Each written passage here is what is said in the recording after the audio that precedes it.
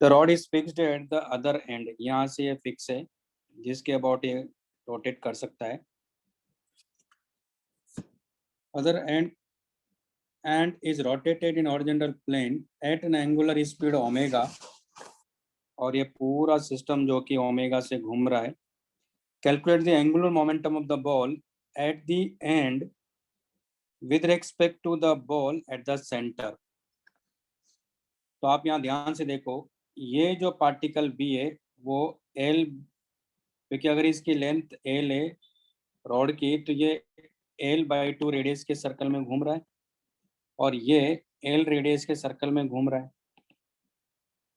तो आप यहाँ देखो इसकी वेलोसिटी कितनी होगी, यहाँ ओमेगा इंटू एल, और इसकी वेलोसिटी क्या होगी, ओमेगा L/2 ना, क्योंकि ये L/2 है. तो हमें बी के रेस्पेक्ट में ए का एंगुलर मोमेंटम चाहिए. तो क्या करेंगे, क्योंकि ये पार्टिकल्स हैं तो velocity of A with respect to B ले लेते हैं.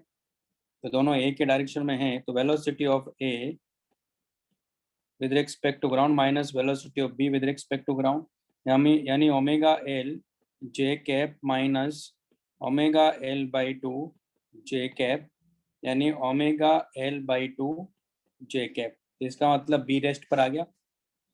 और ये पार्टिकल की वेलोसिटी है, तो हमारे पास कॉन्सेप्ट है R cross P vector equal to क्या होता है, एल वेक्टर. यहाँ आर और वी के बीच में एंगल कितना है, 90 डिग्री है. तो अल्टीमेटली इसका मैग्नीट्यूड कितना हो जाएगा, आर इंटू पी हो जाएगा. यहाँ आर कितना है, ये डिस्टेंस हो गई ना, क्योंकि बी तो रेस्ट पर आ गया. तो डिस्टेंस कितना है, L/2 इंटू पी, मतलब मास इंटू वेलोसिटी. तो ये आंसर आ गया. तो एम ओमेगा L²/4, ये आंसर होना चाहिए. तो इस तरह से देखेंगे. बात समझ में आ गई?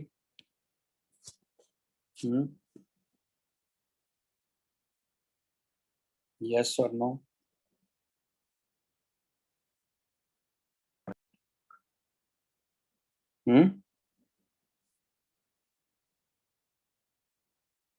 बात समझ में नहीं आई क्या?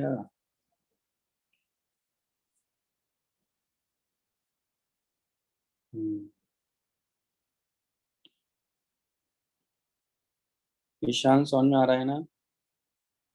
Yes sir. नीली समझ में आ रहा है?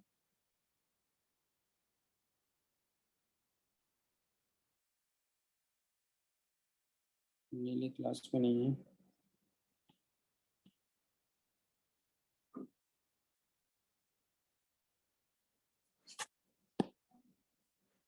हाँ, संस्कार नहीं समझ में आया आपको ये? सर लास्ट वाला पार्ट नहीं. क्या नहीं समझ में आया आपको लास्ट वाले में? यार ये होता है सर आर क्रॉस पी होता है, आर क्रॉस नहीं पी सर वो होता है. तो ये, हाँ, तो किसके रेस्पेक्ट में बात कर रहे हैं हम लोग, बी के रेस्पेक्ट में. तो बी के रेस्पेक्ट में यानी बी को रोका आपने, तो इसके रेस्पेक्ट में इसकी वेलोसिटी इधर कितना आ रहा है, ओमेगा L/2 आ रहा है. ये velocity of A with respect to B आ रहा है. यहाँ से डिस्टेंस कितना हुआ, L/2, एंगल कितना, 90 डिग्री है. तो इसका एंगुलर मोमेंटम इधर होगा. तो वही क्या मैंने आर इंटू पी कर दिया ना, हाँ सर समझ गया. और मास इंटू ये वेलोसिटी कर दिया, क्योंकि इसका मास कितना है, एम है. ऐसे करना. ओके. नेक्स्ट अब हमारे पास में law of conservation of angular momentum. तो हमने टॉर्क और एंगुलर मोमेंटम की जो रेट है उसके बीच में एक रिलेशन फाइंड किया था, tau vector equal to dl vector by dt. ठीक है. तो नेक्स्ट कॉन्सेप्ट है हमारे पास में यहाँ law of conservation of angular momentum.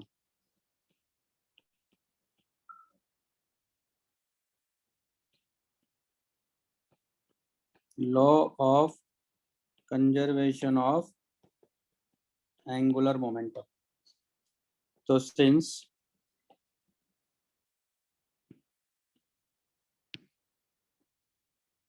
D L vector by D T equal to क्या था, टाउ वेक्टर था। और मैं आपको एक कॉन्सेप्ट पढ़ा चुका हूँ कि टॉर्क की जब भी किसी सिस्टम की बात की जाएगी, जब भी किसी सिस्टम की बात की जाएगी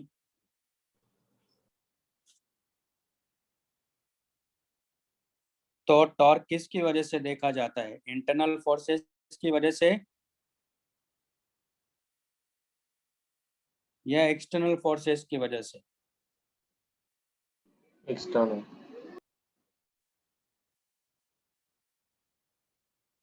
एक्सटर्नल फोर्सेस की वजह से। ओके, इसका मतलब है ये क्या होगा हमेशा, ये टाउ एक्सटर्नल होगा। तो if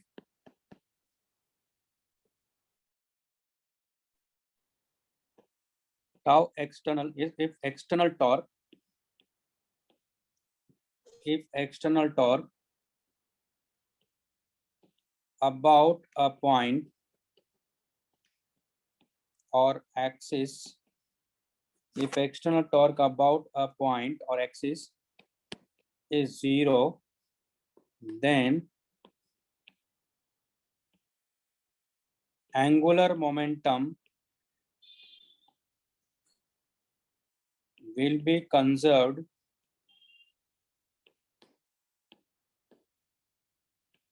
about that point or axis, है ना? तो when tau external equal to 0, then D L vector by D T equal to 0। इसका मतलब क्या हुआ कि टॉर्क जो है जब 0 होगा तो एंगुलर मोमेंटम जो है टाइम इंडिपेंडेंट होगा, यानी टाइम के साथ वो वेरी नहीं कर रहा है, तभी तो एल वेक्टर क्या आ जाएगा, कांस्टेंट आ जाएगा।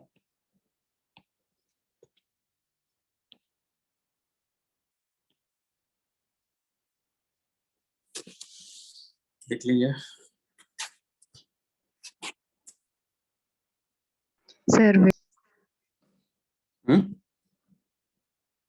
Sir wait. हाँ हाँ,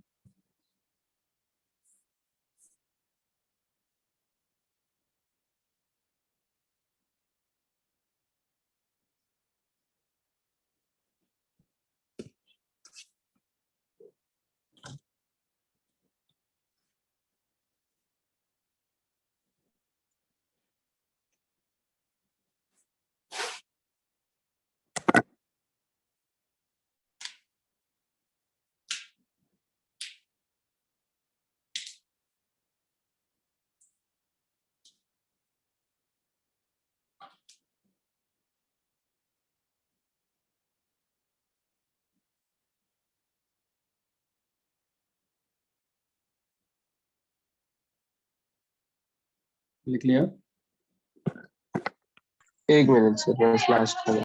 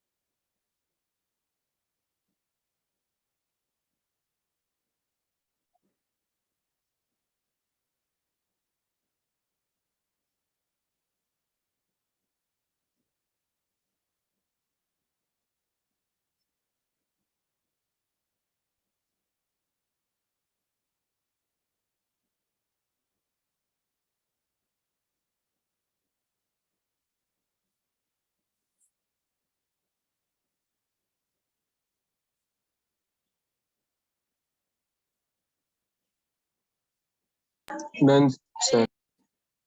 है ना? एक चीज और बताते हैं आपको।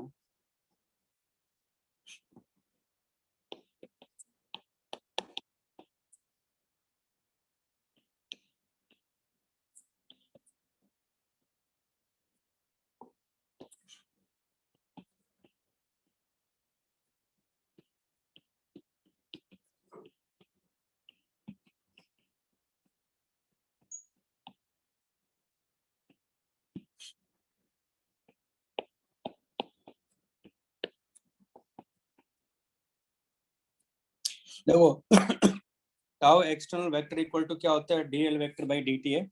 एल वेक्टर को ये लिख सकते हैं, उसी तरह टाउ एक्सटर्नल वेक्टर को ऐसा लिख सकते हैं। इसको डिफरेंशिएट करो।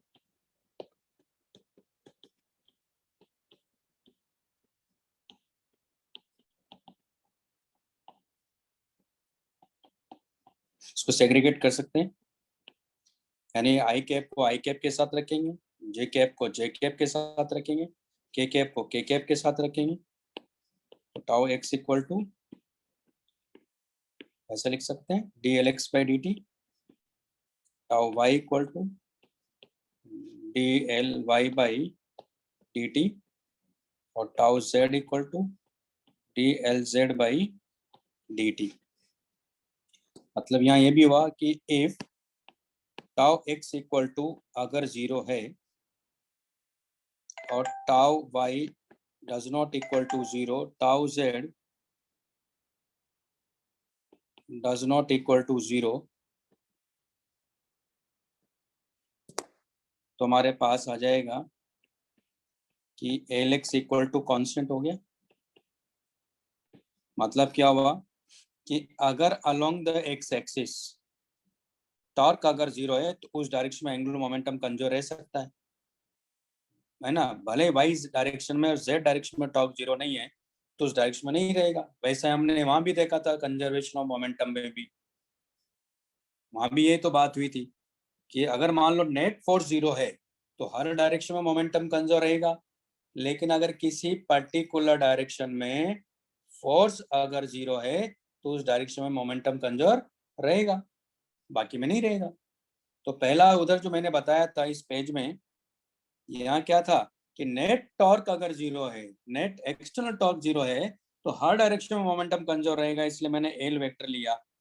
लेकिन ऐसा भी पॉसिबल है कि एक पर्टिकुलर डायरेक्शन में ही टॉर्क 0 हो तो उसी डायरेक्शन में मोमेंटम कंजर्व रहेगा। ठीक है, if tau y equal to 0, tau x does not equal to 0, tau z does not equal to 0, इसका मतलब एल वाई क्या रहेगा, कांस्टेंट रहेगा। उसी तरह if tau z equal to 0 तो फिर एल जेड क्या रहेगा, कांस्टेंट रहेगा, है ना। और tau x does not equal to 0, tau y does not equal to 0, तो उसी डायरेक्शन में, जिस डायरेक्शन में नेट टॉर्क 0 है उसी डायरेक्शन में एंगुलर मोमेंटम कंजर्व रहेगा। ओके, लिख लो।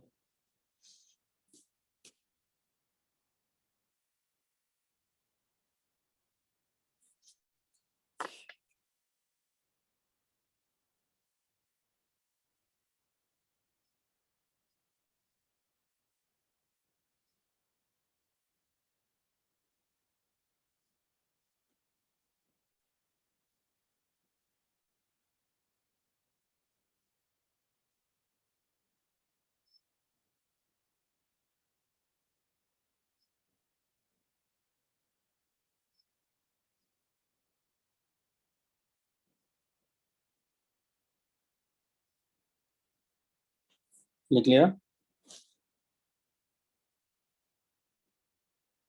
अब जैसे क्वेश्चन करते हैं,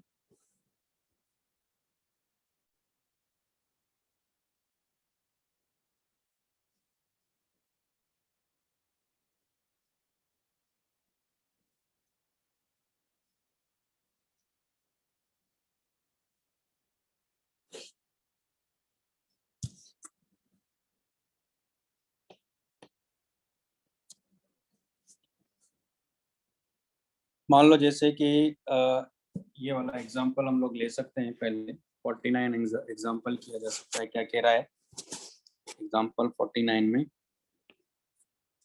uniform rod of mass m and length l can rotate freely on a smooth horizontal plane about a vertical axis hinged at point H. A point mass having same mass m coming with an initial speed u perpendicular to the rod strike the rod inelastically at its free end. इनइलास्टिकली मतलब यहाँ ये है, कहने का मतलब है, देखो इनइलास्टिकली का मतलब ये नहीं है कि वो स्टिक कर गया, लेकिन जो क्वेश्चन है उसमें दरअसल स्टिक करना मान रहा है। तो यहाँ आप चाहो तो ब्रैकेट में लिख सकते हो कि particle is stuck at its free end. ठीक है, find out the angular velocity of the rod just after the collision. ठीक, फिर अभी और भी टाइप के क्वेश्चन कराऊंगा मैं। अभी जहाँ इनलास्टिक इलास्टिक कॉलिजन हुआ, या अगर इनलास्टिक कॉलिजन भी हो रहा है तो ई की वैल्यू आपको गिवन होगी। अभी और भी क्वेश्चन लेता हूँ, पहले ये क्वेश्चन करते हैं फिर इसको मॉडिफाई करेंगे इसी क्वेश्चन को। तो ये हमारे पास में मान लो ये जो व्हाइट बोर्ड है ये टेबल है और ये रॉड है।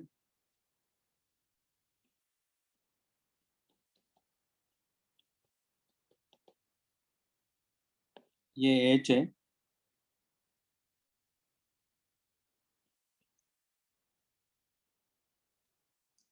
तो ये यहाँ से यू से जा रहा है, इसका मास एम है, ये मास एम है और लेंथ एल है। ठीक, ये बिफोर दी स्ट्राइकिंग है, बिफोर दी कोलिजन कह सकते हैं आप। आफ्टर कोलिजन क्या हो रहा है,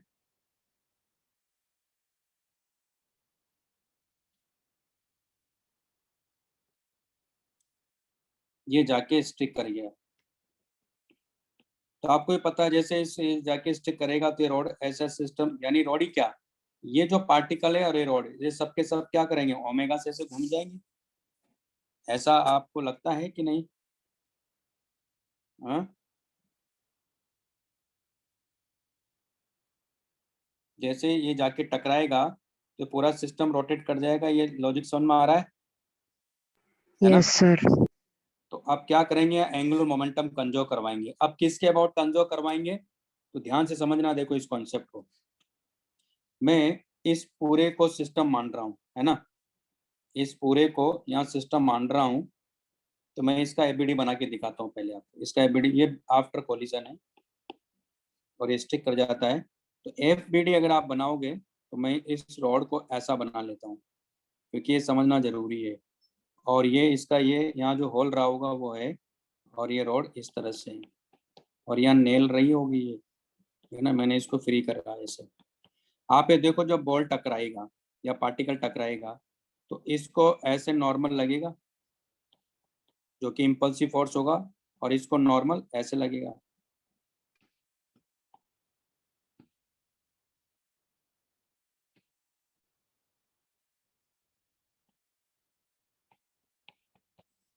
और यहाँ आप देख रहे हो कि नेल नेल जो होता है वो रॉड का पार्ट नहीं है, क्योंकि यहाँ जब एंगुलर मोमेंटम कंजर्वेशन की बात करेंगे, ध्यान से समझिएगा इसको, फिर से सुनिएगा अच्छे से। जब भी कंजर्वेशन ऑफ एंगुलर मोमेंटम की बात करेंगे तो रॉड और वो जो पार्टिकल स्ट्राइक कर रहा है ये एक सिस्टम होता है। जो नेल वहां लगी हुई है हिंज पॉइंट पर, वो इस रॉड का पार्ट नहीं है, वो अर्थ के साथ में अटैच है। मैंने क्या कहा, ये बात सुनाई दी आपको अच्छे से? मैंने क्या कहा, फिर से सुनिए। एक रॉड है, एक पार्टिकल है जो स्ट्राइक कर रहा है। रॉड और पार्टिकल को एक सिस्टम मानेंगे, और जिस पॉइंट के अबाउट इसको हिंज किया हुआ है नेल को, रॉड को, वो जो नेल है वो इस रॉड का पार्ट नहीं है, यानी सिस्टम का पार्ट नहीं है, वो अर्थ के साथ में अटैच है। ठीक है, तो यहाँ अगर टकराएगा तो सीधी सी बात है, जैसे आप कैसे समझो, आप क्रिकेट खेलते हो, जिसने भी क्रिकेट खेला होगा उसने अनुभव किया होगा कि बॉल जब आती है तो हमारा हाथ कई बार झंझना जाता है। क्यों? क्योंकि वहां एक तरह से इम्पल्सिव फोर्स डेवलप होता है। तो जब ये टकराएगा, तो जब ये बॉल टकराएगा, जब बॉल ऐसे टकराएगा तो एक तरह से यहाँ क्या होगा, इम्पल्सिव फोर्स डेवलप होगा। तो हो सकता है वो ऐसे डेवलप हो, मतलब इसको इधर लगे, मैंने अपनी मर्जी से मान लिया कि इधर लगे, है ना, तो नेल को किधर लगेगा, नेल को इधर लगेगा एंड डैश। या हो सकता है उल्टा हो जाए, है ना, हो सकता है उल्टा हो जाए, मतलब ऐसा पॉसिबल है।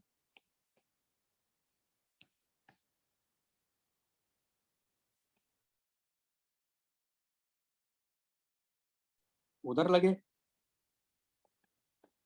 और रॉड को इधर लगे, ये भी पॉसिबल है। तो आप कोई भी डायरेक्शन मान लो, हमें नहीं मालूम। ठीक है, तो अब एंगुलर मोमेंटम किस पॉइंट के अबाउट कंजर्व करवाएं कि टॉर्क क्या मिले, 0 मिले। और मैं क्या कह रहा हूं यहाँ, रॉड प्लस पार्टिकल एक सिस्टम है, तो ये पूरा सिस्टम है। अब नेल को काउंट नहीं करना है, नेल सिस्टम का पार्ट नहीं है। तो इस पूरे सिस्टम पर नेट फोर्स किधर लग रहा है,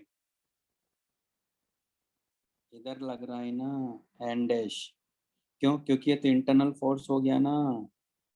और आपको याद होगा मैंने लिखवाया था, इंटरनल फोर्सेस का टॉर्क सिस्टम की जब बात करेंगे किसी पॉइंट के अबाउट, तो इंटरनल फोर्सेस का टॉर्क क्या होता है, क्या होता है, जीरो होता है। क्या होता है, जीरो होता है ना।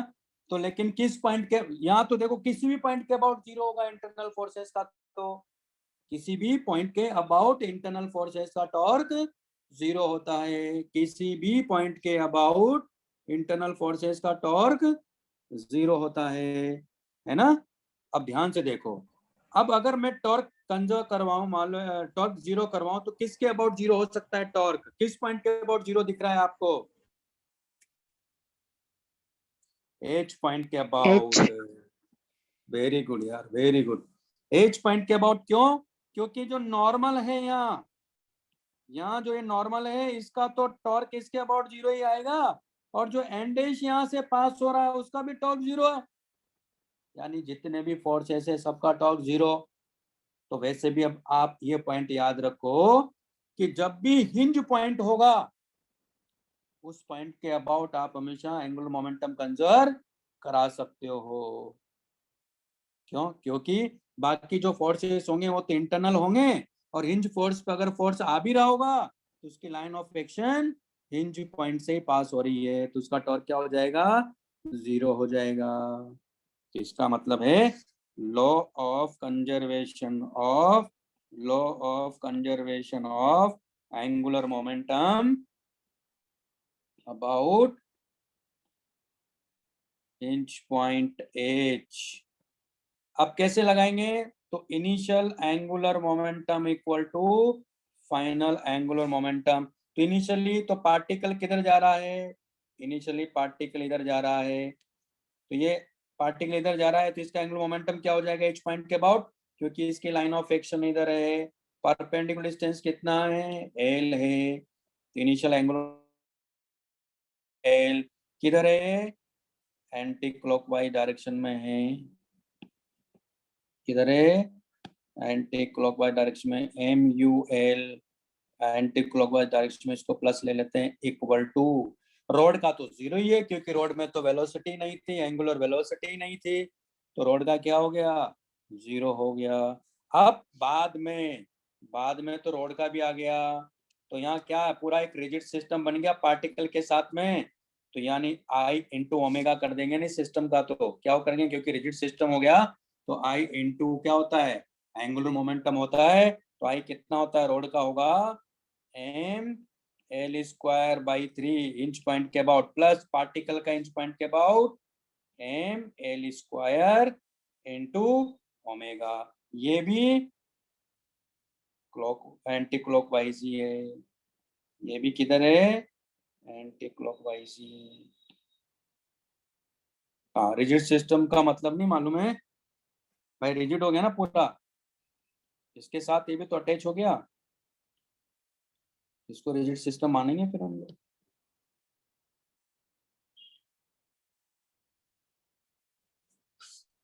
ठीक है नहीं। बाद में तो पूरा रिजिड हो गया, पहले ये दोनों रिजिड कहाँ थे, पार्टिकल अलग जा रहा था, नहीं था, पहले नहीं था, बाद में हुआ, पहले रिजिड सिस्टम नहीं था। ठीक है भाई, ये बात समझ में आ गया, विजुलाइज हुआ कॉन्सेप्ट, विजुलाइज हुआ कि टॉर्क कैसे देखना है।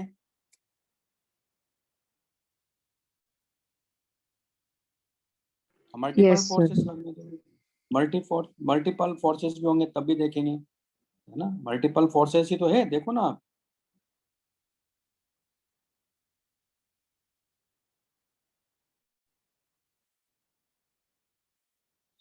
हाँ अच्छा, मल्टीपल फोर्सेस है तो यहाँ मोमेंटम कंजर्व करा सकते नहीं। अच्छा यहाँ मोमेंटम कंजर्व हो सकता है क्या इस पॉइंट पर? देखो पूरे सिस्टम पर देखते हैं ना, एंगल मोमेंटम कंजर्वेशन की बात करते हैं पूरे सिस्टम पर। देखो एक एक्सटर्नल फोर्स आ रहा है, तो सिस्टम क्या है? सिस्टम क्या है? रॉड और पार्टिकल, नेल नहीं। पॉइंट ऑफ एप्लीकेशन के अबाउट, पॉइंट ऑफ एप्लीकेशन के अबाउट भी नहीं लगा सकते। क्यों? क्योंकि पॉइंट ऑफ एप्लीकेशन पर नेट फोर्स आ रहा है ना, एन डैश। एन डैश देखो ना, फोर्स आ रहा है, नेट फोर्स क्या आ रहा है? नेट फोर्स आ रहा है पॉइंट ऑफ एप्लीकेशन पे, एन डैश। एन डैश जब सिस्टम पर फोर्स आ रहा है और वो भी इंपल्सिव फोर्स है, तो आप वैसे भी angular momentum sorry linear momentum conserve नहीं करा सकते हो। तो यहाँ लीनियर मोमेंटम कंजर्व इस केस में नहीं करा सकते क्योंकि सिस्टम पर एक्सटर्नल फोर्स आ रहा है। ये बात समझ में आई? अभी क्लियर है?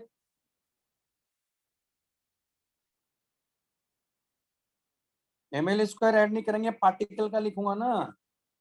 यार क्या गांजा मार के बैठे हो क्या कर रहे हो तुम लोग? गर्मी चढ़ गई क्या? अरे रॉड प्लस पार्टिकल का लिखूंगा ना, नहीं समझ में आया? क्या कर रहे हो यार?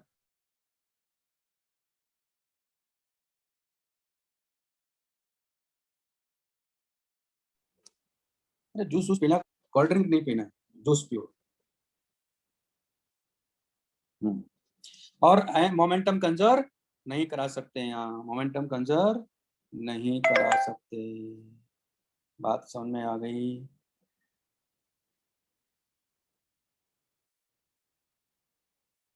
पॉइंट ऑफ एप्लीकेशन के अबाउट एंगुलर मोमेंटम नहीं, एंगुलर मोमेंटम भी नहीं कंजर्व करा सकते हो।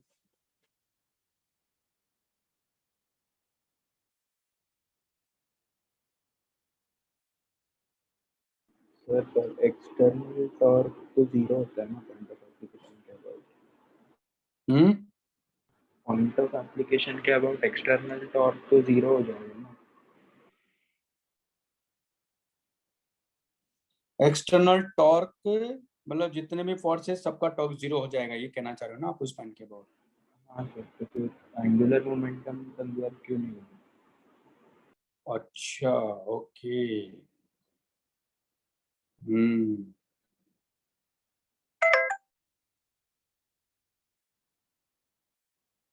एंगुलर मोमेंटम क्यों नहीं कंजर्व होगा?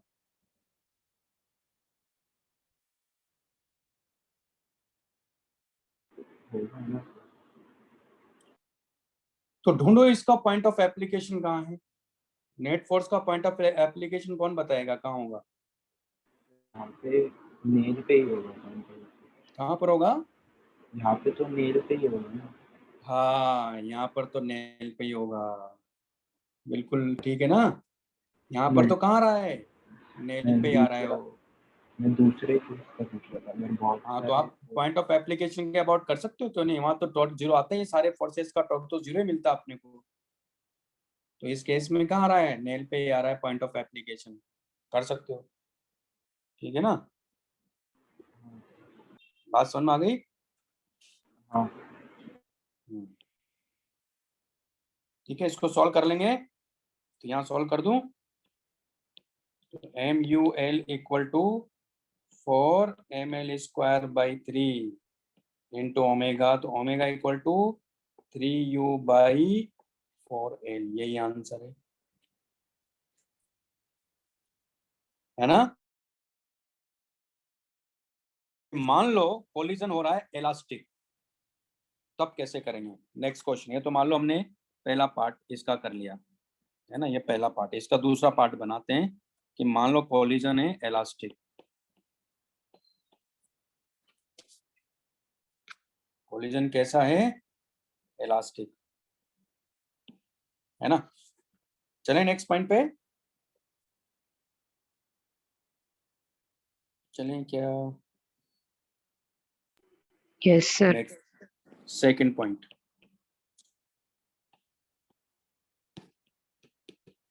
कोलिजन इज इलास्टिक, यानी सेम क्वेश्चन ही है, उसका दूसरा पार्ट है।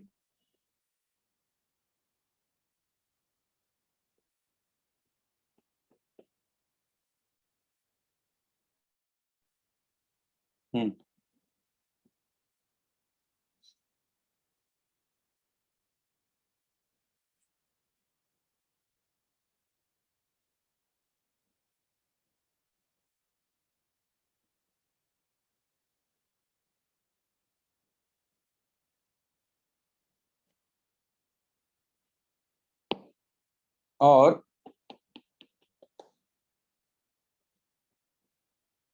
ये पार्टिकल है, ये बॉल भी हो सकता है, और ये यू स्पीड से आ रहा है, और इसका मास m है, और रॉड का मास m है, और लेंथ l है। अब क्या होगा यहाँ, ये स्टिक तो करेगा नहीं, ये तो अब बिफोर कोलिजन, कोलिजन के बाद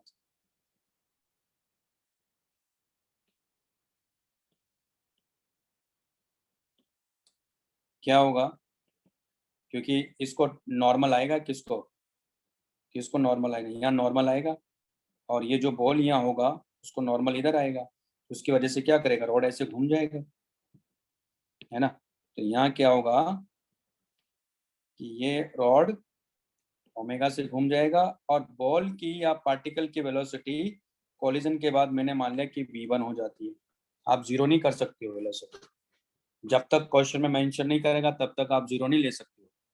तो जब भी अगर कहता है ऐसा कोई क्वेश्चन है तो आप फिर भी v1 वेलोसिटी मानोगे, जीरो आना होगा तो जीरो आ जाएगा, ठीक है, जीरो आना होगा तो जीरो आ जाएगा। अब क्या होगा यहाँ, आप करते देखो, हम लीनियर मोमेंटम कंजो करा नहीं सकते हैं, एंगुलर मोमेंटम तो कंजो करा सकते हैं एज पॉइंट के अबाउट। तो law of conservation of angular momentum बताना पड़ेगा किसके about, about hinge point, about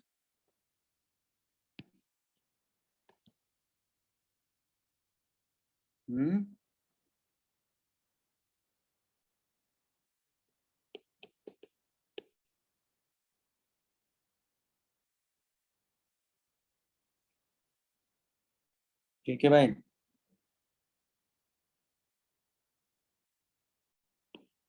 तो law of conservation of angular momentum about hinge point, तो क्या लिखेंगे, इनिशियली पार्टिकल का एम यू एल, रॉड का 0 इक्वल टू रॉड का M L square by 3 into omega plus particle का M V one L. ये equation number 1 आ गई। आप यहाँ देखो अननोन कितने फंस गए हैं, 2, ओमेगा और v1। अब क्या करें, एक बात और बता दें, यहाँ जो है ना, ऐसा नहीं क्या एनर्जी कंजर्व नहीं है, एनर्जी कंजर्व है, लेकिन आप एनर्जी कंजर्वेशन वाला कॉन्सेप्ट नहीं लगा सकते। आप लीनियर मोमेंटम कंजर्व करा नहीं सकते हो, एनर्जी वाला यूज नहीं करना है, वो मैं प्रूव कर दूंगा, भले ही यहाँ एनर्जी कंजर्व है, लेकिन उससे नहीं करना है, वो बहुत लंबा प्रोसेस हो जाएगा। तो फिर बचा क्या अब हमारे पास में, हमने सेंटर ऑफ मास में एक और कॉन्सेप्ट पढ़ा था, अगर आपको याद हो, law of conservation of angular momentum के साथ एक और कौन सी इक्वेशन यूज करते आ रहे थे,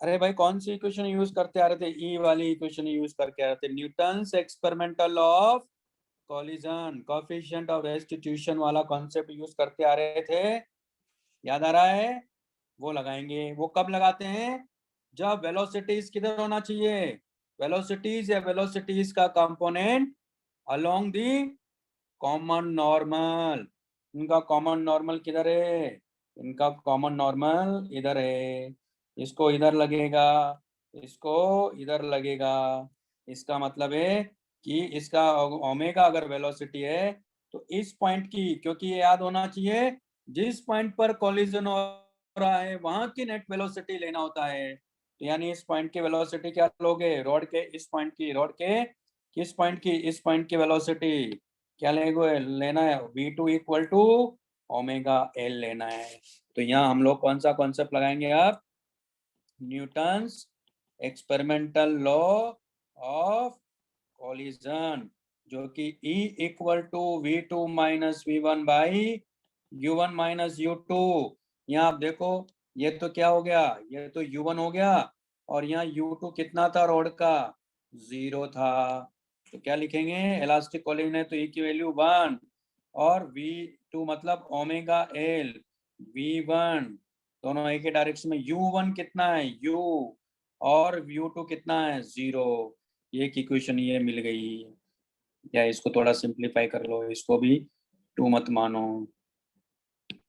तो हमारे पास हो जाएगा omega L minus V1 equal to U, equation number 2।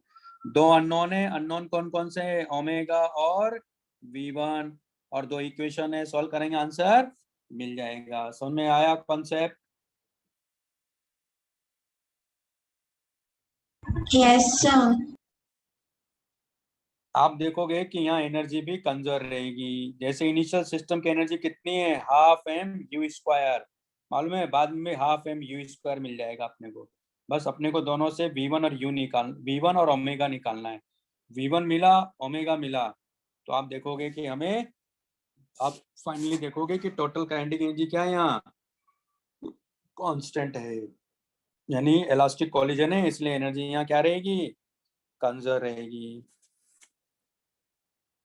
मतलब मैकेनिकल एनर्जी कंजर्व रहेगी before collision and after collision.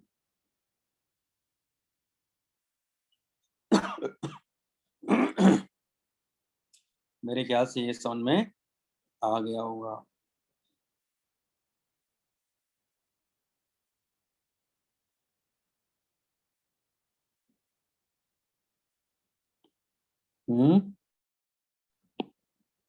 समझ में आ रहा है ना? अरे भाई समझ में आ रहा है। U2 क्या है, 0 है।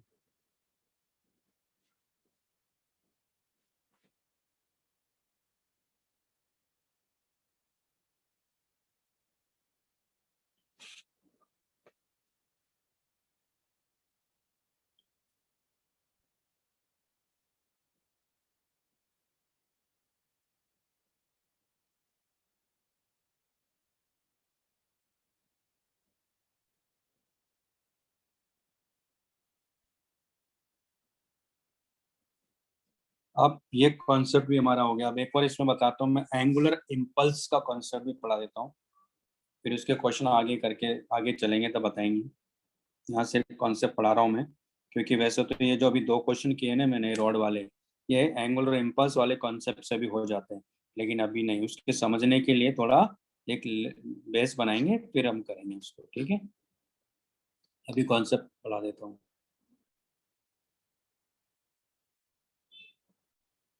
लिख लिया सबने?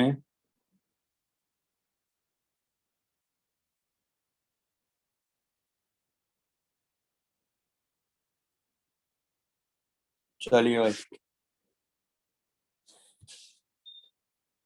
नेक्स्ट है एंगुलर इम्पल्स। जैसे हमने वहाँ इम्पल्स पढ़ा जो कि उसको लीनियर इम्पल्स भी बोलते हैं, वहाँ जो मोमेंटम पढ़ा उसको लीनियर मोमेंटम बोलते हैं, और यहाँ एंगुलर मोमेंटम बोलते हैं। तो एंगुलर इम्पल्स, एंगुलर इम्पल्स मतलब चेंज इन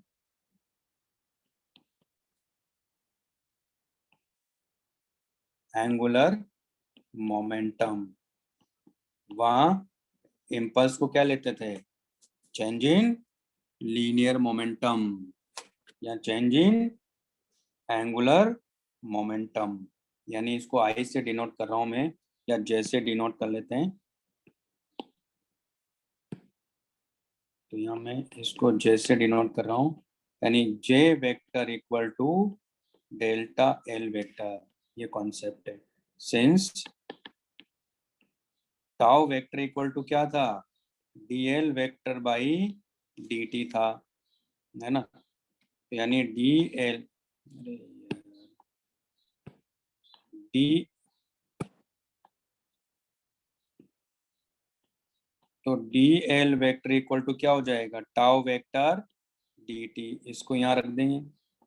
तो जे वेक्टर इक्वल टू हो जाएगा टाउ वेक्टर डी टी, और टाउ वेक्टर को क्या लिखते आ रहे हैं आप, r vector cross F vector d T.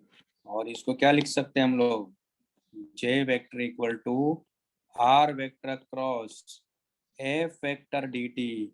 और ये क्या है, याद आ रहा है, ये चेंज इन मोमेंटम है। और चेंज इन मोमेंटम को क्या लेते हो, R vector cross I vector, जहाँ आई वेक्टर क्या है, लीनियर इम्पल्स है, जो वहां बात करी थी हमने। लीनियर या इम्पल्स भी बोलते हैं, या लीनियर इम्पल्स भी बोलते हैं, इम्पल्स भी बोलते हैं और लीनियर इम्पल्स भी बोलते हैं। तो ये रिलेशन हो गया, यानी एंगुलर इम्पल्स और लीनियर इम्पल्स में ये रिलेशन है टॉर्क और फोर्स में आर क्रॉस एफ का, मोमेंटम और एंगुलर मोमेंटम में L vector equal to R cross P vector का, एंगुलर इम्पल्स और लीनियर इम्पल्स में आर क्रॉस आई वेक्टर। ठीक है, समझ में आया, समझ में आया। Yes sir. भाई सबको समझ में आया ना। हाँ मैं अगर पूछता हूँ कि समझ में आया तो इसका मतलब नहीं कि 2-3 बच्चों से पूछ रहा हूँ, मैं सबसे पूछ रहा हूँ। तो ये हमारे पास में इसका यूज आगे बताऊंगा मैं, यूज तो ये बता सकता था मैं अभी, पर अभी नहीं बताएंगे आगे चल के। नेक्स्ट अब हमारे पास में कंबाइंड मोशन, क्योंकि ये रोटेशनल मोशन का जो बेसिक कॉन्सेप्ट है वो हो गया है ना।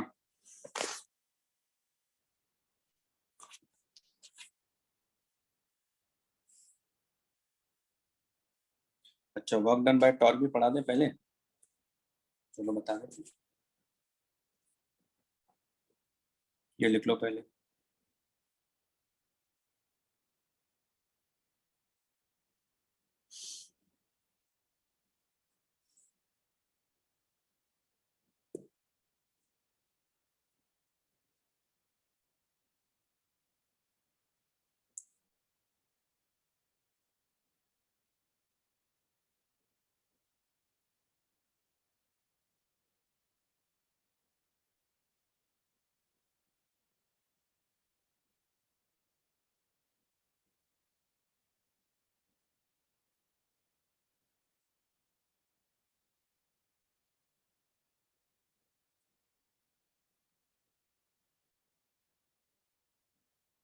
चले, चलिए भाई, नेक्स्ट है कंबाइंड, क्या बोल रहे, टॉर्क वर्क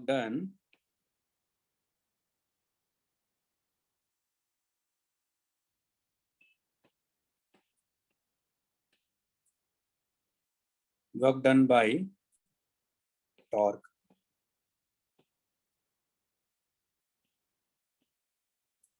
देखो कैसे करेंगे, मान लो जैसे कि ये कोई रिजिड बॉडी है और ये एक्सिस है मान लो, और रिजिड बॉडी इस एक्सिस के अबाउट घूम रही है।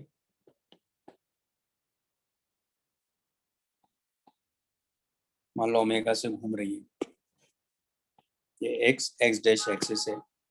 अब अगर मान लो मैं यहाँ कोई पॉइंट ले रहा हूँ जो इस सर्कल में घूम रहा है मान लो, और उस पर मान लो फोर्स लगा हुआ है, वो फोर्स इस डायरेक्शन में कहीं लगा है मान लो, मैं इसको टॉप से देख रहा हूँ,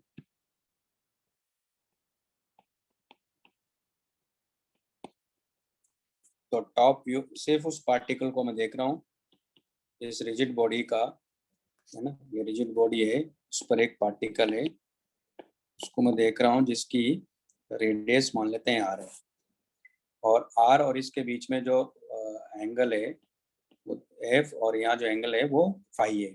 यानी टॉप से अगर मैं देखता हूँ तो वो पॉइंट यहाँ है, और ये फोर्स जो है वो इस डायरेक्शन में लगा हुआ है, क्योंकि अगर मैं इस मान लो कोई भी फोर्स होता भी, तो इस एक्सिस के, एक्सिस ऑफ रोटेशन, इसको क्या बोलते हैं, एक्सिस ऑफ रोटेशन के पैरेलल अगर फोर्स होता तो उसका टॉर्क क्या होता है, हमेशा जीरो होता है, बात हुई थी हमारी। तो एक्सिस ऑफ रोटेशन, तो मैंने इसलिए इसके प्लेन में ले लिया, मैंने किसके, मतलब ये फोर्स क्या है, इस पर एक्सिस के परपेंडिकुलर एक तरह से। तो ये एंगल में क्या ले रहा हूँ, फाई ले रहा हूँ। तो इसका एक कंपोनेंट इधर क्या होगा, ये तो आ रही एफ कोस फाई ना, और एक इसका कंपोनेंट इधर क्या होगा, एफ साइन फाई ना। अब मान लो इसकी वजह से इसका डिस्प्लेसमेंट, इस फोर्स की वजह से मान लो डिस्प्लेसमेंट इस पॉइंट का ये होता है, मतलब एंगुलर डिस्प्लेसमेंट होता है मान लो डी थीटा। तो डी थीटा होगा तो सीधी सी बात है कि ये डिस्प्लेसमेंट कितना हुआ इसका, आर डी थीटा हुआ कि नहीं हुआ, जो कि ये डी एस है। तो डी एस और एफ साइन, क्योंकि डी एस है तो आप देखो कि डी एस जो है वो एफ कॉस फाई के तो परपेंडिकुलर है, लेकिन एफ साइन फाई के तो अलोंग है। तो वर्क क्या हो जाएगा, F sine phi into D S होगा कि नहीं होगा। तो ये वर्क हुआ।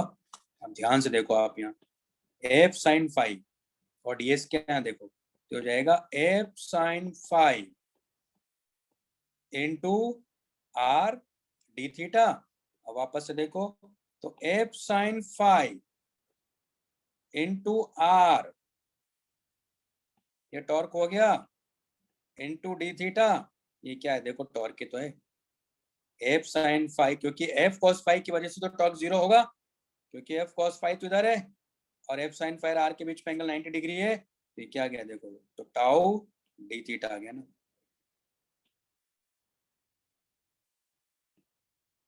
बात समझ में आ गई, बात समझ में आ गई क्या।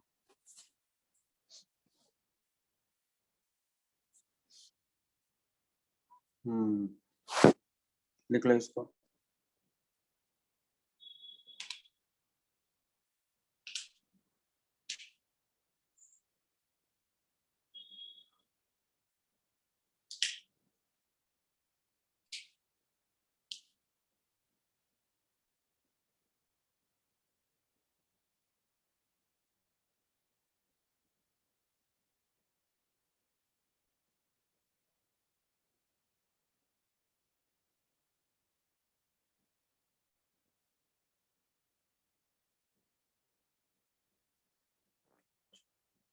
यस यस, प्लेन एंगल के कॉन्सेप्ट से आया है, क्योंकि डी थीटा एक तरह से काफी स्मॉल है, टेंस टू 0 है, तो डी एस भी टेंस टू 0 ही है।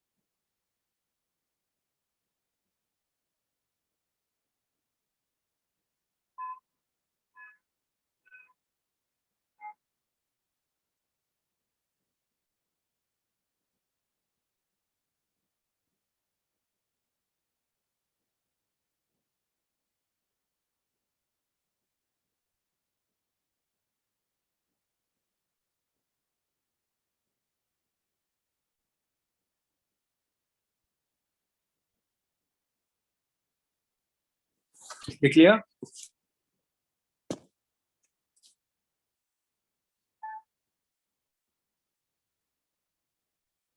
चलिए नेक्स्ट हमारे पास में combined motion.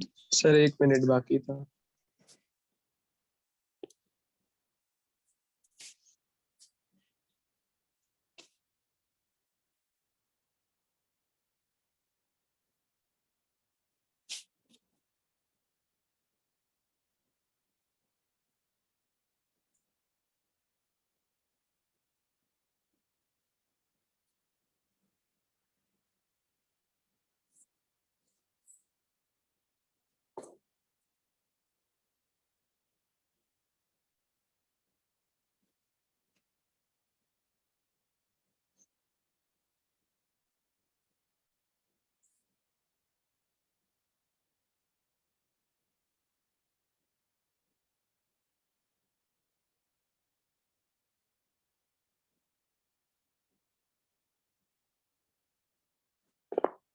Clear? Yes sir.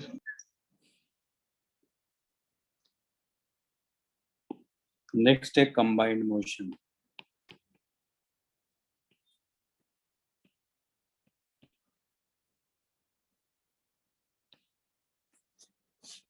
Combined motion की जब भी बात करेंगे तो हम बात करेंगे translatory motion plus rotatory motion. जैसे बस जाती है तो उसका जो व्हील है वो कंबाइंड मोशन कर रहा होता है, यानी जिस एक्सिस के अबाउट वो रोटेट कर रहा है वो भी आगे जा रही है और एक्सिस के अबाउट रोटेट भी करता हुआ जा रहा है। या साइकिल जो आप चलाते हो या मोटरसाइकिल का व्हील या कार का व्हील, ये क्या करता है? कंबाइंड मोशन करता है। उसमें ट्रांसलेटरी मोशन भी है और रोटेटरी मोशन भी है। तो पहले हम लोग काइनेमेटिक्स की बात करेंगे। किसकी बात करेंगे? काइनेमेटिक्स की।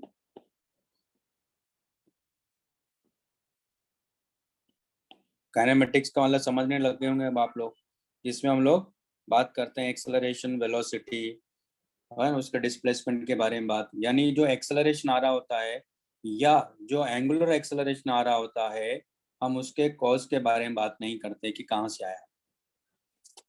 हम सिर्फ मोशन के बारे में बात करते हैं, लेकिन कॉज क्या है उस मोशन का, इसके बारे में हम लोग डायनेमिक्स में बात करते हैं। तो मान लो जैसे कि ये कोई व्हील है या कोई डिस्क है या कोई सिलेंडर है या कोई स्फीयर है ना, इस तरह से कोई सर्कुलर बॉडी अपने को दिया हुआ है।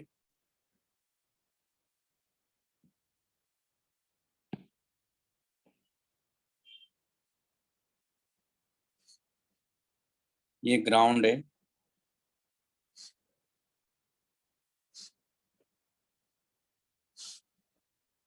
तो ये जो बॉडी हमारे पास में है, ये रिंग भी हो सकता है, लेकिन ये चलो ये कोई सॉलिड बॉडी भी हो सकता है। और ये v स्पीड से, इसका सेंटर जो है वो v स्पीड से आगे जा रहा है, ठीक है, और ये सेंटर के अबाउट ओमेगा से घूम रही है। जब भी इस तरह की कोई बॉडी होगी तो देखो कैसे देखना है।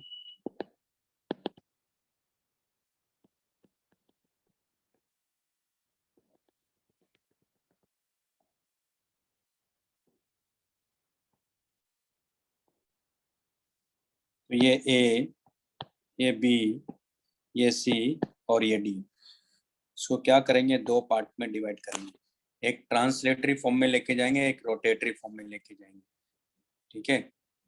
तो ये इस तरह से है बॉडी।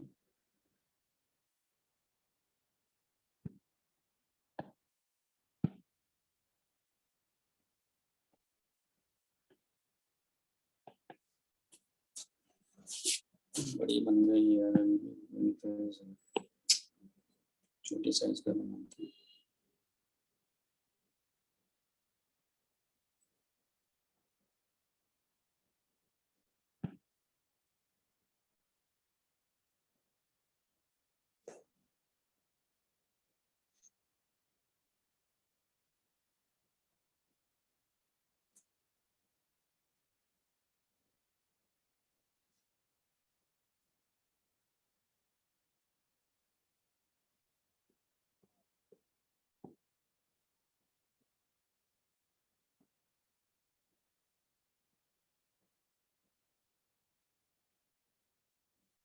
और ये तो मान लेते हैं कि ये v स्पीड से जा रही है और इसमें मान लो एक्सेलरेशन में इसका सेंटर मास का, और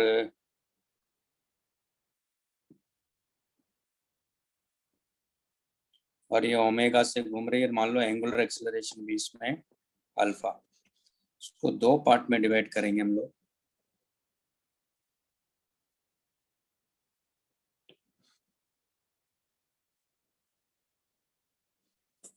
तो एक पार्ट में ये पूरी की पूरी बॉडी जो है सेंटर के अबाउट ओमेगा से घूम रही है और दूसरा में ये ट्रांसलेटरी मोशन कर रही है। यानी हर पार्टिकल की जो वेलोसिटी है ट्रांसलेटरी मोशन में वो v है और एक्सेलरेशन a है।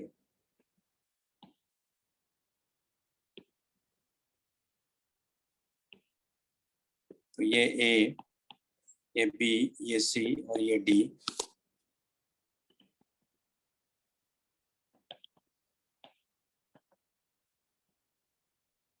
तो ये ए, ये बी, ये सी और ये डी।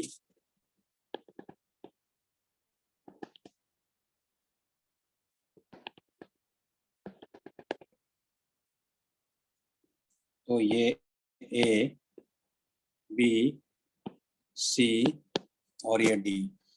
यहाँ इसकी जो रेडियस है वो आर मान लेते हैं। तो यहाँ सेंटर के अबाउट, यानी ये क्या कर रही है, ये रोटेशनल मोशन कर रही है ना, सेंटर के अबाउट, सेंटर ऑफ मास है ना, और ये ट्रांसलेटरी मोशन कर रही है। तभी तो हर पॉइंट की वेलोसिटी क्या सेम है, और हर पॉइंट का एक्सेलरेशन भी क्या होगा यहाँ, सेम होगा।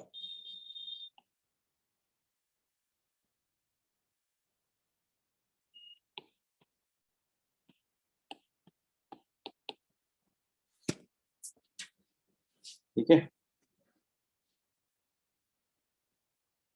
ये बना लो पहले।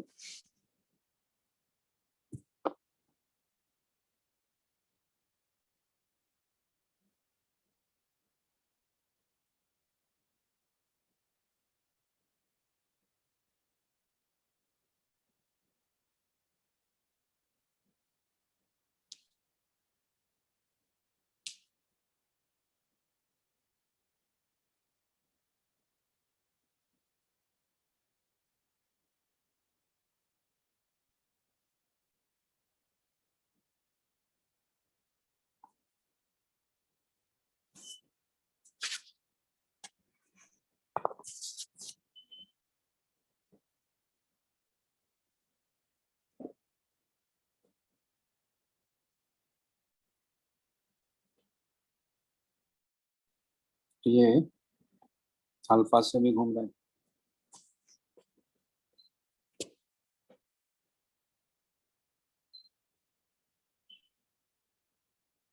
तो अगर आपको कुछ समझ में नहीं आ रहा है, जैसे दो पार्ट में डिवाइड कर लीजिएगा, कंबाइंड मोशन जब भी हो रही है आपको सब दिख जाएगा हो क्या रहा है।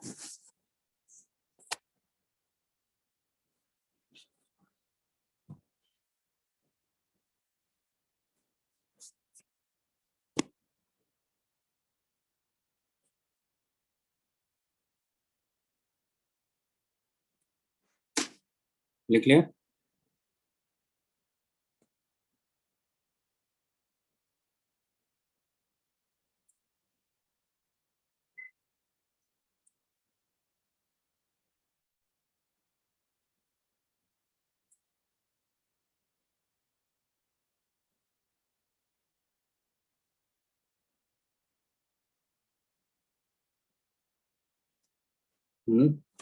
ठीक है, चलिए। तो अब मान लो वेलोसिटी की बात करेंगे, हर पॉइंट की वेलोसिटी की। तो पहले यहाँ समझ लेते हैं, पहले रोटेशनल मोशन लेता हूँ मैं।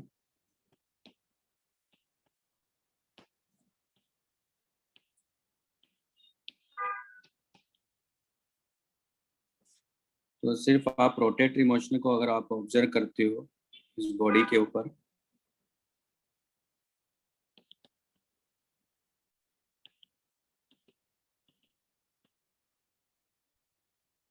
तो ये ओमेगा और ये अल्फा, ये पॉइंट ए, ये पॉइंट बी, ये पॉइंट सी, ये पॉइंट डी। तो आप देख रहे हो कि इधर क्या होगी इसकी वेलोसिटी, ओमेगा आर। इधर क्या होगी, ओमेगा आर। इधर क्या होगी, ओमेगा आर। इधर क्या होगी, ओमेगा आर, है ना। और यहाँ देखो इधर क्या होगा, इधर ही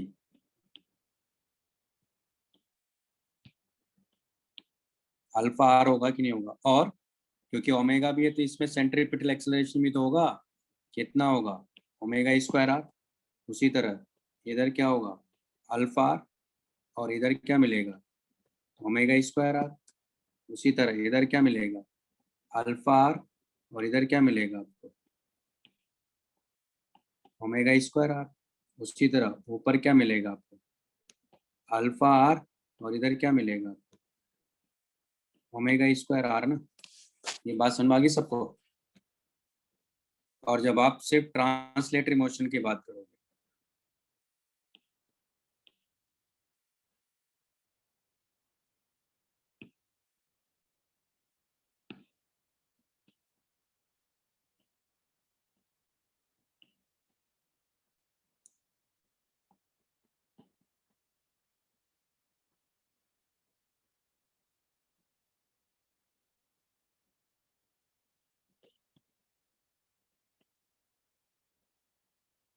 तो इसकी वेलोसिटी इधर भी है, इसकी भी वेलोसिटी भी है।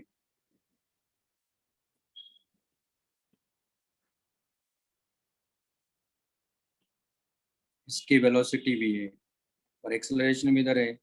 इसका भी एक्सेलरेशन इधर है, इसका भी एक्सेलरेशन इधर है। इसकी वेलोसिटी भी है और एक्सेलरेशन भी इधर है। ये ए पॉइंट है। और उसी तरह इसके वेलोसिटी और एक्सेलरेशन इधर है। ये बी पॉइंट है, ये सी पॉइंट है और ये डी पॉइंट है। अब इसको ध्यान से समझिएगा। देखो, इन दोनों को प्लस किया मैंने, है ना, तो दोनों को सुपर इम्पोज भी करूंगा मैं। तो यहाँ देखो, अगर मैं लिखता हूँ वेलोसिटी ऑफ ए पॉइंट, तो वी ए वेक्टर क्या हो जाएगा, देखो यहाँ ध्यान से, दोनों को सुपर इम्पोज कराएंगे तो V I cap minus omega are I cap होगा कि नहीं होगा। ये बात समझ में आई पहले तो वी ए इक्वल टू क्या रहा है, वी माइनस ओमेगा आर। अगर वेक्टर में देखेंगे तो आई कैप डायरेक्शन में ही आ रहा है कि नहीं आ रहा है। ये बात समझ में आई। दोनों को सुपर इम्पोज कराओ तो नेट वेलोसिटी क्या बनेगी, ये बनेगी। भाई समझ में आ रहा है। Yes sir. अब आप देखो एक्सेलरेशन ए पॉइंट का क्या बन रहा है, बन रहा है a i cap minus alpha r I cap plus omega square r j cap. यानी एक्सेलरेशन क्या हो गया इसका, a minus alpha r I cap plus omega square r j cap. ये इसका एक्सेलरेशन आ रहा है। दोनों को सुपर इम्पोज करा दिया।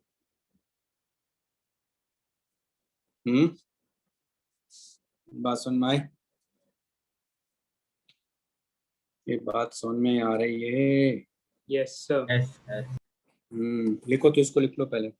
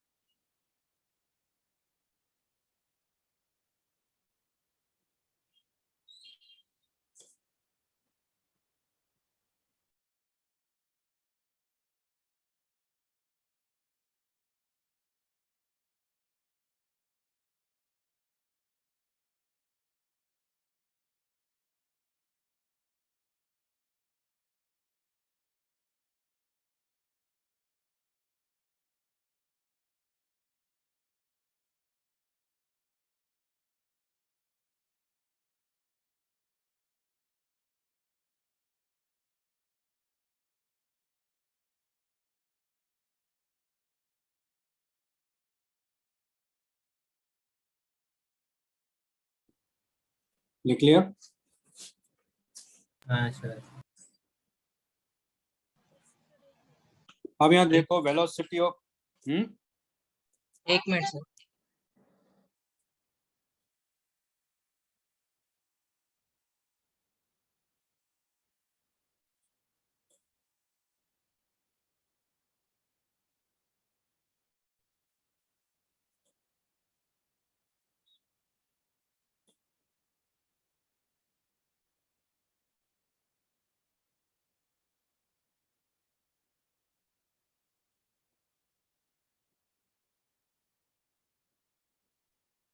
हाँ सर हो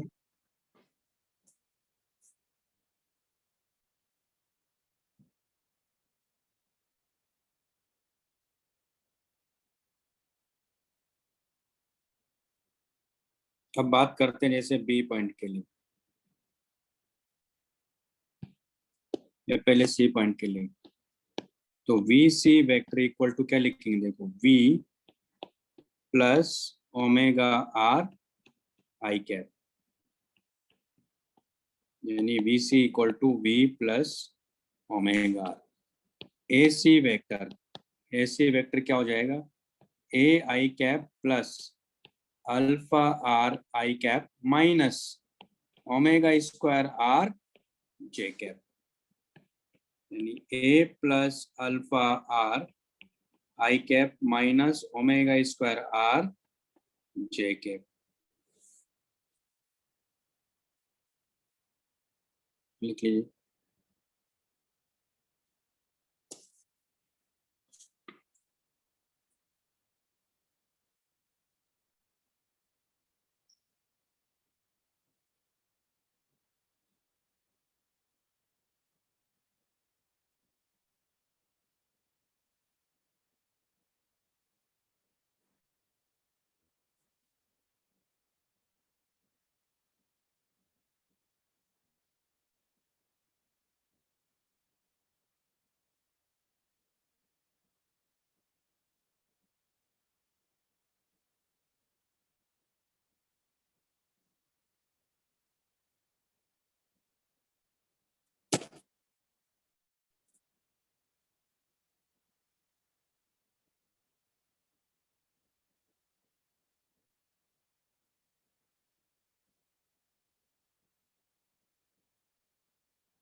लिख लिया।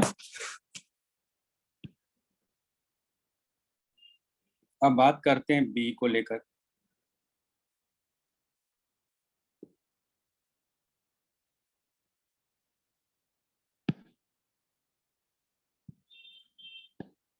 तो ए बी वेक्टर देख लेते हैं। ए बी वेक्टर बी के लिए देखेंगे तो क्या हो रहा है, देखो a i cap minus omega are I cap minus alpha r j cap, ये आ रहा है। और वी बी वेक्टर देखो, वी बी वेक्टर क्या आ रहा है, वी आई cap minus omega r j cap. उसी तरह डी पॉइंट का भी देख सकते हैं हम लोग।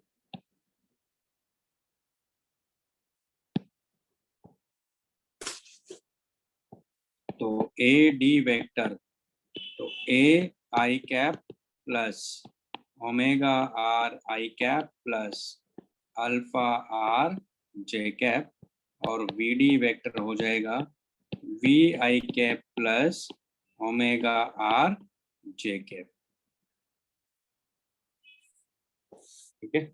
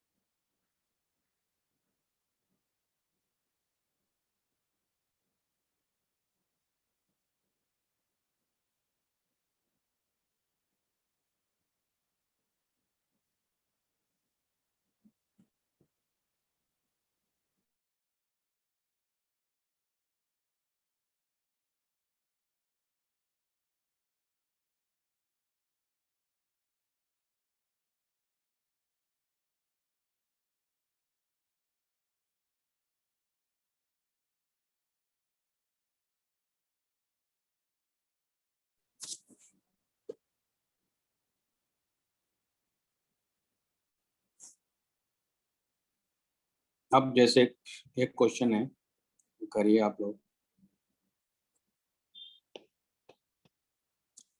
मान लो कि ये एक डिस्क है,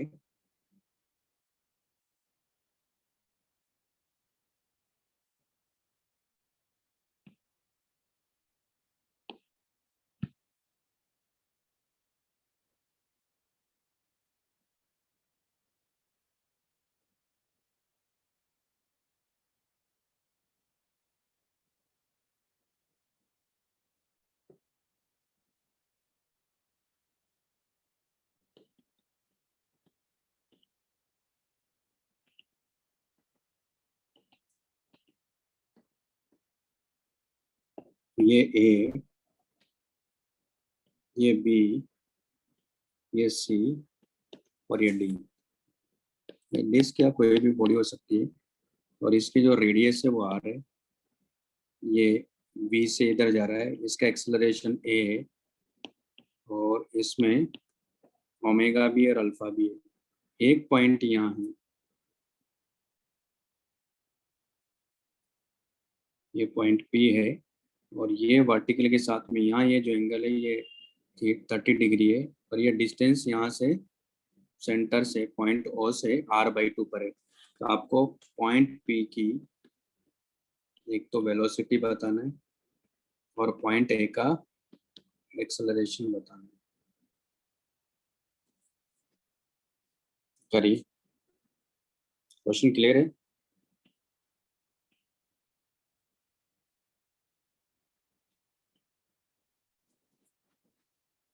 क्वेश्चन क्लियर है ना?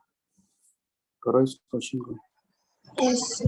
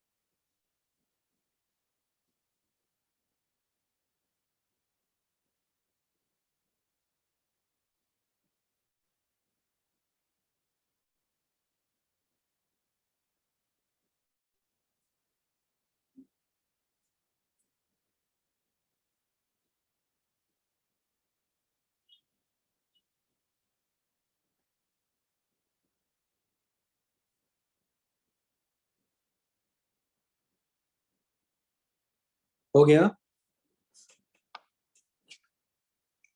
हो गया क्या?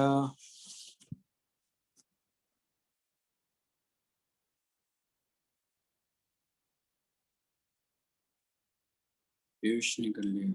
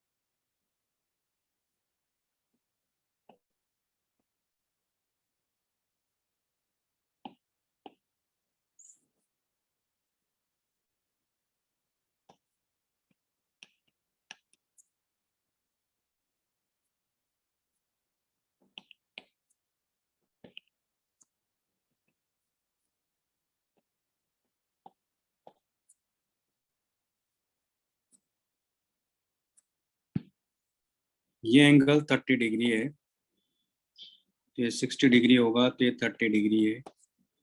इसका एक कंपोनेंट ये होगा अल्फा r बाई 2 साइन 30।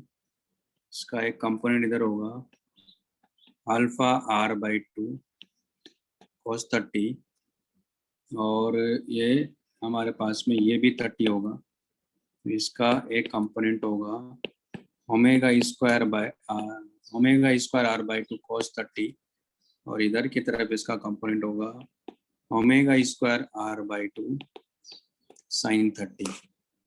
उसी तरह इस पॉइंट के लिए, क्योंकि ट्रांसलेटरी मोशन कर रहा है, इधर ए होगा और इधर ही इस पॉइंट पी का ये सब इधर होगा।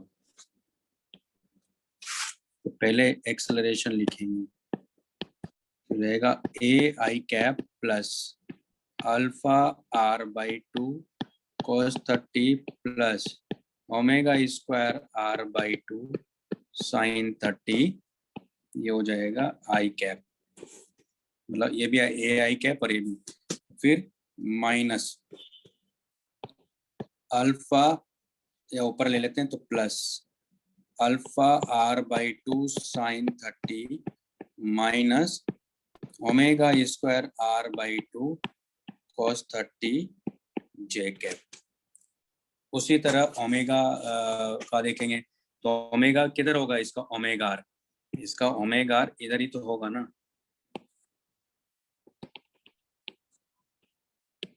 ओमेगा r बाई 2, तो यानी वेलोसिटी हो जाएगी v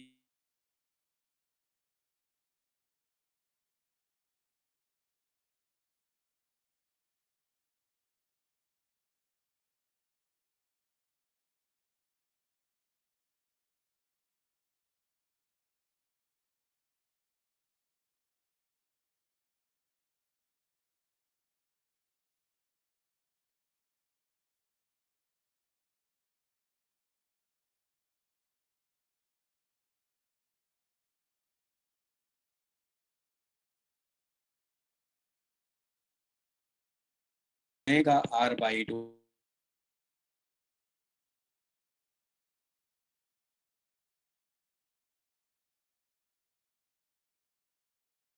अच्छा, वो जो आंसर अभी जो मैंने लिखा ना, वो आप दरअसल रिकॉर्डिंग से देख लीजिएगा। आंसर रिकॉर्ड तो हो गया ना वाला पॉइंट, कि नहीं हुआ था? हो गया सर। हो गया ना, तो उसमें से देख लेना आंसर, वहां से नहीं होगा तो नेक्स्ट क्लास में बता दूंगा। चलो फिर ओके, और वो एग्जांपल्स कर लो यार जो मैंने आरबीडी के बोले हैं। सर वो वेलोसिटी वाला नहीं हुआ। रिकॉर्ड नहीं हुआ वो? नहीं, एक्सीलरेशन स्क्रीन स्टॉप हो गया था। अच्छा अच्छा, ठीक है, मैं आंसर लिख देता हूँ तो फिर उसको कर लिया क्या, आंसर लिख देता हूँ चलो मैं जल्दी से। तो आंसर क्या था देखो, बीपी वेक्टर इक्वल टू होगा V I cap plus omega r by 2 cos 30 I cap plus omega r by 2 sine 30 J cap, ये था आंसर। ठीक है,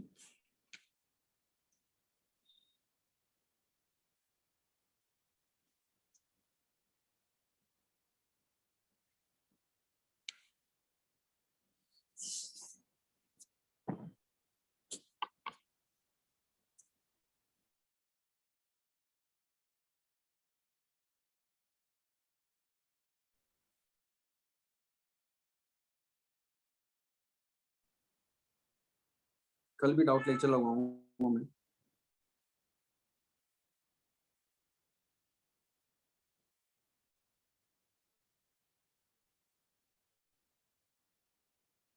गुड, वेरी गुड।